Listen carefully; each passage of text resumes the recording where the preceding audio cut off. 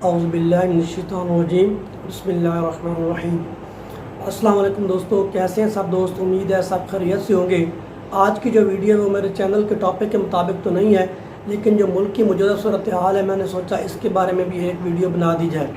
جی ہاں دوستو، آج کی ویڈیو میں بات کرنے والا ہوں تحریک پاکستان کی تحریک کے حوالے سے کہ یہ جماعت کب بنائی گئی، کیسے بنائی گئی، اس کی بنیاد کب رکھی گئی اور کس نے اس کی بنیاد رکھی ہے۔ جی تو فرینڈز، شروع کرتے ہیں ہماری ویڈیو کو۔ 2016 میں جب غازی ممتاز قادری کو پھانسی دی گئی تو اس وقت تحریک-e-labbaik نے پاکستان میں ریلیاں نکالیں اور اس کے ساتھ ہی اس کی بنیاد رکھ دی گئی۔ جی ہاں دوستو، 2016 میں غازی ممتاز قادری کے پھانسی دی جانے کے فیصلے کے بعد تحریک-e-labbaik پاکستان کی بنیاد رکھی گئی، جو کہ علامہ خادم حسین رضوی نے رکھی۔ اس کے بعد 2017 میں ایک مرتبہ پھر نون لیگ کی حکومت میں ختم نبوت کے قانون میں ترمیم کی، جس کے بعد تحریک-e-labbaik واحد جماعت تھی جو باہر نکلی، سڑکوں پہ نکلی اور انہوں نے فیض آباد میں دھرنا دیا، اور یہ دھرنا 25 دن تک جاری رہا۔ اس دھرنے میں اس وقت کی جو حکومت تھی جو کہ نون لیگ کی تھی، انہوں نے تحریک-e-labbaik کے نوجوانوں پر شیلنگ کی، گولیاں برسائیں، جس کے نتیجے میں تحریک-e-labbaik کے 8 نوجوان شہید ہوئے اور سینکڑوں زخمی ہوئے۔ یہ دھرنا 25 دن تک جاری رہا اور جس کے بعد وزیر قانون کو استعفیٰ دینا پڑا، اور وزیر قانون کے استعفیٰ دینے کے بعد تحریک-e-labbaik کا یہ کامیاب دھرنا ختم ہو گیا۔ اس دھرنے کی ایک خاص بات یہ تھی کہ اس دھرنے کے دوران ایک وقت کے لیے پورا ملک بالکل بند ہو چکا تھا۔ یہ پاکستان میں پہلی مرتبہ ہوا کہ پورے ملک میں T V, internet, school, colleges, سڑکیں، بینک، دفاتر سب کچھ بند ہو گئے۔ 2018 کے عام انتخابات میں تحریک-e-labbaik پاکستان نے پہلی مرتبہ حصہ لیا اور 54 لاکھ ووٹ لے کر ملک کی تیسری بڑی جماعت بن کے سب کو حیران کر دیا۔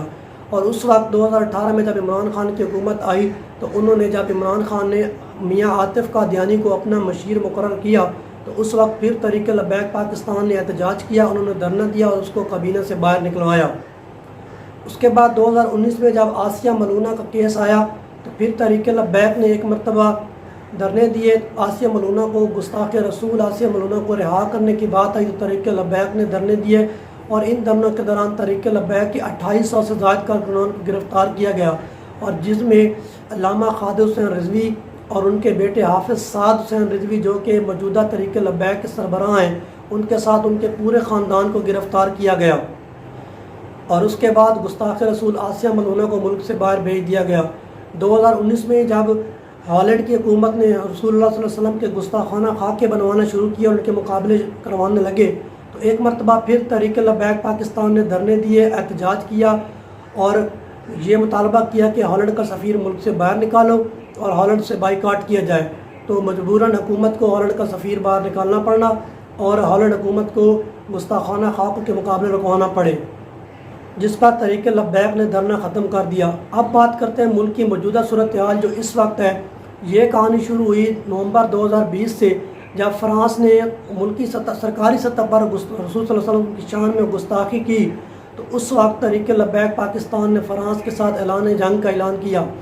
اور انہوں نے ایک مرتبہ پھر دھرنے کا اعلان کیا اور احتجاج کا اعلان کیا کہ اس فرانس کا سفیر کو ملک بدر کیا جائے اور فرانسیسی